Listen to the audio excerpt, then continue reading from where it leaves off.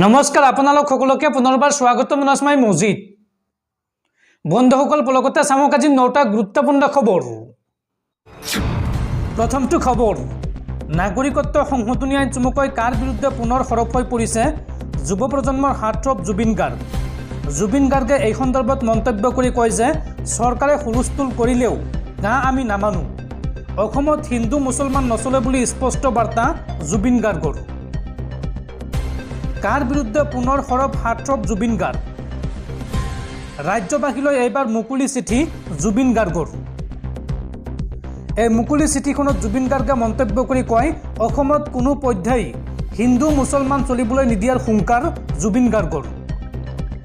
কাক অদৰকাৰী আইন আখ্যা জুবিন গাৰ্গৰ। চৰকাৰে জোৰ জবৰদস্তি হুলস্থুল কৰি কা বলবৎ কৰিছে। হুলস্থুল কৰিলে অসমৰ মানুহে কা কেতিয়াও মানি নলয়। অসমত বাহিৰৰ মানুহ আনি লাভ নাই, চিধা কথা। আমি একেলগে ন্যায়ালয়ত যুদ্ধ কৰিম। কা কেতিয়াও সফল হ'ব নোৱাৰে।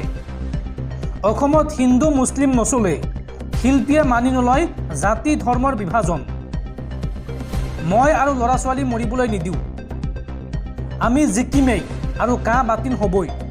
এই মন্তব্য জুবিন গাৰ্গৰ। পৰৱৰ্তী খবৰ, নিৰ্বাচনৰ পূৰ্বে এইবাৰ বিপদত পৰিছে মুখ্যমন্ত্ৰী ডক্টৰ হিমন্ত বিশ্ব শৰ্মা। মুখ্যমন্ত্ৰী হিমন্ত বিশ্ব শৰ্মাৰ বিৰুদ্ধে এইবাৰ এফআইআৰ দাখিল কৰিব APCCৰ সভাপতি ভূপেন বৰাই। বুধবাৰে অৰ্থাৎ আজি মুখ্যমন্ত্ৰীৰ বিৰুদ্ধে গোচৰ দিব ভূপেন বৰাই। মানহানিৰ গোচৰ তৰিব APCCৰ সভাপতিগৰাকীয়ে। উল্লেখযোগ্য যে ভূপেন বৰাই বিজেপিত যোগদান কৰিব বুলি মন্তব্য কৰিছিল মুখ্যমন্ত্ৰীগৰাকীয়ে আৰু তাৰ পিছতে এতিয়া মুখ্যমন্ত্ৰীৰ বিৰুদ্ধে গোচৰ দিয়াৰ বা গোচৰ তৰাৰ সিদ্ধান্ত গ্ৰহণ কৰিছে APCCৰ সভাপতি ভূপেন বৰাই। পৰৱৰ্তী খবৰ, SBIৰ কোটি কোটি গ্ৰাহকলৈ জৰুৰী খবৰ। এতিয়াৰ পৰা আপুনি আৰু বেংকলৈ যোৱাৰ দৰকাৰ নাই। এটা ফোন কলতে কৰিব পাৰিব বেংকৰ সকলো কাম। এই সন্দৰ্ভত ষ্টেট বেংক অফ ইণ্ডিয়াই মুকলি কৰিলে দুটাকৈ জৰুৰী নম্বৰ। এতিয়াই লিখি ৰাখক এই নম্বৰ দুটা। এতিয়াৰ পৰা আপোনাৰ বেংকলৈ যোৱাৰ দৰকাৰ নাই। দুটা নম্বৰে কৰি দিব আপোনাৰ বেংকৰ সকলো কাম। দেশৰ কোটি কোটি জনতালৈ জৰুৰী নম্বৰ মুকলি কৰিছে ষ্টেট বেংক অফ ইণ্ডিয়াই। বেংকলৈ নোযোৱাকৈ আপুনি কৰিব পাৰিব বেংকৰ কেইবাটাও কাম। এটা ফোন কলতে আপোনাৰ কাম কৰি দিব এই নম্বৰে। আপুনি জানিব পাৰিব account balance, account statement, chequebook আৰু পিন জেনেৰেশ্যনৰ বাবেও ডায়েল কৰিব পাৰিব এই নম্বৰত। লগতে হোম লোন আৰু এডুকেশ্যন লোনৰ বিষয়েও সবিশেষ জানিব পাৰিব। লগতে ডিপজিট স্কিম আৰু ফাষ্টেগৰ তথ্য জানিব পাৰিব এই নম্বৰৰ জৰিয়তে। আপুনি এইসমূহ সুবিধা ল'বলৈ ডায়েল কৰক 18001234 অথবা 18002100 এই নম্বৰতো ফোন কৰি এই সুবিধাসমূহ ল'ব পাৰিব। ভাৰতৰ সৰ্ববৃহৎ পাব্লিক ছেক্টৰৰ বেংক SBI অৰ্থাৎ ভাৰতীয় ষ্টেট বেংকে মুকলি কৰিছে এই দুটাকৈ নম্বৰ। বন্ধুসকল, তাৰপিছত 4 নম্বৰ খবৰটো জনোৱাৰ আগতে আপোনালৈ এটা সৰু ৰিকুৱেষ্ট, যদি তেওঁলোকে এইটো ভিডিঅ'ত লাইক কৰা নাই তেন্তে প্লিজ এটা লাইক কৰি দিয়ক আৰু এনেকুৱা ধৰণৰ নতুন নতুন ভিডিঅ' পাবলৈ চেনেলটো ছাবস্ক্ৰাইব কৰি কাষত থকা বেল আইকনটো প্ৰেছ কৰি ৰাখক।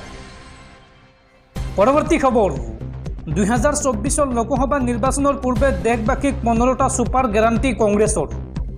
এইবাৰ কংগ্ৰেছ চৰকাৰ শাসনলৈ আহিলে দেশবাসীয়ে লাভ কৰিব এই 15টা বৃহৎ সুবিধা। দেশবাসীক কংগ্ৰেছে কি কি ছুপাৰ গেৰাণ্টি দিছে চাওঁ আহক। দেশৰ কোটি কোটি জনতাৰ বাবে 15টা ছুপাৰ গেৰাণ্টি কংগ্ৰেছৰ। কৃষকৰ পৰা আৰম্ভ কৰি যুৱক যুৱতী মহিলা দৰিদ্ৰ পৰিয়াললৈ 15টাকৈ ছুপাৰ গেৰাণ্টি কংগ্ৰেছৰ। কংগ্ৰেছৰ 15টা ছুপাৰ গেৰাণ্টিয়ে টোপনি কাঢ়িছে এতিয়া বিজেপিৰ। কেন্দ্ৰত এইবাৰ চৰকাৰ গঠন কৰিলেই পূৰণ কৰা হ'ব এই 15টা ছুপাৰ গেৰাণ্টি। বৃহৎ ঘোষণা কৰিছে কংগ্ৰেছী সাংসদ তথা কংগ্ৰেছৰ যুৱৰাজ ৰাহুল গান্ধীয়ে। কি কি ঘোষণা কৰা হৈছে চাওঁ আহক। দেশৰ চৰকাৰী বিভাগসমূহত বৰ্তমান খালী হৈ আছে 30 লাখ পদ আৰু কংগ্ৰেছে চৰকাৰ গঠন কৰিলেই প্ৰথমে দেশৰ 30 লাখ যুৱক যুৱতীক চৰকাৰী চাকৰি দিয়া হ'ব। আৰু এবছৰৰ বাবে 1 লাখ টকাত 25 বছৰতকৈ কম বয়সৰ ডিপ্লোমা ডিগ্ৰীধাৰী তথা গ্ৰেজুৱেট যুৱক যুৱতীক সংস্থাপন দিয়া হ'ব। প্ৰাইভেট কোম্পানী আৰু চৰকাৰী অফিচত সংস্থাপন দিয়া হ'ব এই যুৱক যুৱতীসকলক। কংগ্ৰেছে চৰকাৰ গঠন কৰিলে প্ৰশ্নকাকত ফাদিলৰ ক্ষেত্ৰত কঠোৰতকৈ কঠোৰ আইন প্ৰণয়ন কৰা হ'ব। প্ৰশ্নকাকত ফাদিল হোৱাৰ পৰা দেশক মুক্তি দিয়া হ'ব। কোনো যুৱক যুৱতীৰ যাতে ভৱিষ্যত বেয়া নহয় তাৰ বাবে ব্যৱস্থা ল'ব কংগ্ৰেছে। গিগ ৱাৰ্কাৰক সামাজিক সুৰক্ষা দিয়া হ'ব। অলা উবেৰ ছুইগি ছিকিউৰিটি গাৰ্ডত কাম কৰা সকলোকে অৰ্থনৈতিকভাৱে সামাজিক সুৰক্ষা দিয়া হ'ব। দেশৰ প্ৰতিখন জিলাৰ বাবে 5,000 কোটি টকাৰ ষ্টাৰ্টআপ পুঁজিৰ ব্যৱস্থা কৰা হ'ব। 40 বছৰৰ ঊৰ্ধৰ সকলো পুৰুষ মহিলাই এই সুবিধা লাভ কৰিব। মহালক্ষ্মী আঁচনিৰ জৰিয়তে দেশৰ প্ৰতিটো দৰিদ্ৰ পৰিয়ালৰ এগৰাকী মহিলাই বছৰি 1 লাখ টকাৰ আৰ্থিক সাহায্য লাভ কৰিব। শক্তিৰ সন্মান আঁচনিৰ জৰিয়তে অংগনবাড়ী কৰ্মী মধ্যাহ্ন ভোজনৰ ৰান্ধনিৰ দৰমহা দুগুণলৈ বৃদ্ধি কৰা হ'ব। অধিকাৰ মৈত্ৰী আঁচনিৰ জৰিয়তে দেশৰ প্ৰতিটো পঞ্চায়তত নাৰী অধিকাৰ সুৰক্ষিত কৰিবলৈ অধিকাৰ মৈত্ৰী নিযুক্তি দিয়া হ'ব। সাবিত্ৰীবাই ফুলে আঁচনিৰ জৰিয়তে দেশৰ প্ৰতিখন জিলাত কৰ্মৰত মহিলাৰ বাবে হোষ্টেল নিৰ্মাণ কৰা হ'ব। কেন্দ্ৰীয় চৰকাৰৰ সকলো নিযুক্তিত মহিলাৰ বাবে 50% আসন সংৰক্ষণ থাকিব। আৰু কৃষকৰ বাবে 5টা ছুপাৰ গেৰাণ্টি দিছে কংগ্ৰেছে। কৃষকক লৈ কি গেৰাণ্টি দিছে চাওঁ আহক। সমগ্ৰ দেশতে MSP বলবৎ কৰা হ'ব কংগ্ৰেছ চৰকাৰ আহিলে। লগতে দেশৰ প্ৰতিজন কৃষকৰ ঋণ মাফ কৰা হ'ব। ঋণ মাফৰ ধন নিৰ্ধাৰণ কৰিবলৈ গঠন কৰা হ'ব কৃষি ঋণ মাফ আয়োগ।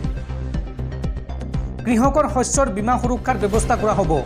প্ৰধানমন্ত্ৰী ফচল বীমা যোজনাৰ পৰিৱৰ্তন হ'ব। কৃষিজাত সামগ্ৰীৰ বাবে এক ৰপ্তানি আমদানি নীতি প্ৰযোজ্য হ'ব, য'ত কৃষকসকলৰ সৰ্বাধিক লাভ হ'ব। কৃষকসকল GST মুক্ত হ'ব। কৃষিত ব্যৱহৃত সামগ্ৰীক কৰৰ পৰা ৰেহাই দিবলৈ GST সংশোধন কৰা হ'ব। আমি যি প্ৰতিশ্ৰুতি দিওঁ আমি সকলো পূৰণ কৰোঁ। নিৰ্বাচনৰ পূৰ্বে এই ঘোষণা কংগ্ৰেছৰ যুৱৰাজ ৰাহুল গান্ধীৰ।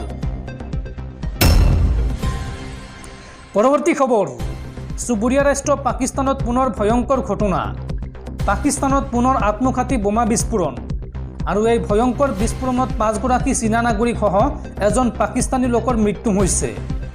উল্লেখযোগ্য যে চীনা নাগৰিক থকা বাহনখনত বিস্ফোৰক ভৰ্তি বাহনেৰে খুন্দিয়াইছিল আত্মঘাতী বোমা বিস্ফোৰণকাৰী দুৰ্বৃত্তই। পৰৱৰ্তী খবৰ, দিল্লীৰ মুখ্যমন্ত্ৰী অৰবিন্দ কেজৰিৱালক গ্ৰেপ্তাৰ কৰা প্ৰসংগত এইবাৰ মাত মাতিছে আমেৰিকা যুক্তৰাষ্ট্ৰই। দিল্লীৰ মুখ্যমন্ত্ৰী অৰবিন্দ কেজৰিৱালক গ্ৰেপ্তাৰ কৰা সন্দৰ্ভত আমেৰিকাই কি ক'লে চাওঁ আহক। দিল্লীৰ সুৰানীতি কেলেংকাৰীত 21 মাৰ্চত ইডিয়ে গ্ৰেপ্তাৰ কৰিছিল দিল্লীৰ মুখ্যমন্ত্ৰী অৰবিন্দ কেজৰিৱালক। আৰু বৰ্তমান তেওঁ 7 দিনৰ বাবে ইডিৰ জিম্মাত আছে। আৰু এই সমগ্ৰ ঘটনাত এইবাৰ মত প্ৰকাশ কৰিছে আমেৰিকা যুক্তৰাষ্ট্ৰই। আমেৰিকাৰ বিদেশ মন্ত্ৰালয়ে এই সন্দৰ্ভত কয় যে আমি ভাৰত চৰকাৰক নিৰপেক্ষ, সময়সীমাবদ্ধ আৰু স্বচ্ছ আইনী প্ৰক্ৰিয়া অনুসৰণ কৰিবলৈ আহ্বান জনাইছোঁ। লগতে কয় যে এই বিষয়টোত তেওঁলোকে চকু দি আছে। উল্লেখযোগ্য যে ইয়াৰ পূৰ্বে জাৰ্মানী চৰকাৰে অৰবিন্দ কেজৰিৱালৰ গ্ৰেপ্তাৰ সন্দৰ্ভত মত প্ৰকাশ কৰিছিল আৰু ইয়াৰ প্ৰত্যুত্তৰ দিছিল ভাৰতে। জাৰ্মানী দূতাবাসৰ ডেপুটি চিফক তলব কৰিছিল ভাৰতে। জাৰ্মান চৰকাৰৰ এজন মুখপাত্ৰই শুকুৰবাৰে কৈছিল যে তেওঁ আন যিকোনো ভাৰতীয় নাগৰিকৰ দৰে এক নিৰপেক্ষ বিচাৰৰ যোগ্য। উল্লেখযোগ্য যে দিল্লীৰ সুৰানীতি কেলেংকাৰীত আপৰ কেইবাগৰাকী বিষয়াক বা কেইবাগৰাকীও নেতা মন্ত্ৰীক ইতিমধ্যে ইডিয়ে গ্ৰেপ্তাৰ কৰিছে। অৰবিন্দ কেজৰিৱালক গ্ৰেপ্তাৰ কৰাৰ পাছতেই আপৰ সমৰ্থকসকলে বিভিন্ন ঠাইত প্ৰতিবাদ সাব্যস্ত কৰি আছে। আৰু মঙলবাৰে আপে প্ৰতিবাদ সাব্যস্ত কৰি থকাৰ সময়ত আন কেইবাজনো নেতাক আটক কৰে আৰক্ষীয়ে। পৰৱৰ্তী খবৰ, তাজপাতৰ দৰে খহি পৰিল এখন সদাব্যস্ত দলং। মালবাহী জাহাজৰ খুন্দাত ভাঙি পৰিল এই বৃহৎ দলংখন। নদীত পৰিল কেইবাজনো শ্ৰমিক আৰু বহুকেইখন বাহন। এই ভয়ংকৰ দুৰ্ঘটনা সংঘটিত হৈছে আমেৰিকা যুক্তৰাষ্ট্ৰত। এইবাৰ মালবাহী জাহাজৰ খুন্দাত ভাঙি পৰিল এখন বৃহৎ দলং। এই ঘটনাত 20জন শ্ৰমিক আৰু কেইবাজনৰ বাহন নদীত পৰাৰ সন্দেহ প্ৰকাশ কৰা হৈছে। আমেৰিকাৰ বাল্টিমৰ চহৰত নিশা 1:30 সংঘটিত হৈছে এই ভয়ংকৰ ঘটনা। পাটাপাস্কো নদীৰ ওপৰত থকা ফ্ৰান্সিছ স্কট কি দলঙৰ খুঁটাত জাহাজে খুন্দা মৰাৰ ফলত এই ঘটনা ঘটে। আমেৰিকাৰ স্থানীয় সংবাদ প্ৰতিষ্ঠানে এই সন্দৰ্ভত প্ৰকাশ কৰিছে বিভিন্ন তথ্য। 47 বছৰীয়া দলংখন ভাঙি পৰাত স্থবিৰ হৈ পৰিছে যাতায়াত ব্যৱস্থা। আৰু ঘটনাস্থলীত ইতিমধ্যে উপস্থিত হৈছে আৰক্ষী তথা প্ৰশাসনৰ লোক। আৰু দুৰ্ঘটনাত আহতসকলক উদ্ধাৰৰ চেষ্টা অব্যাহত ৰখা হৈছে।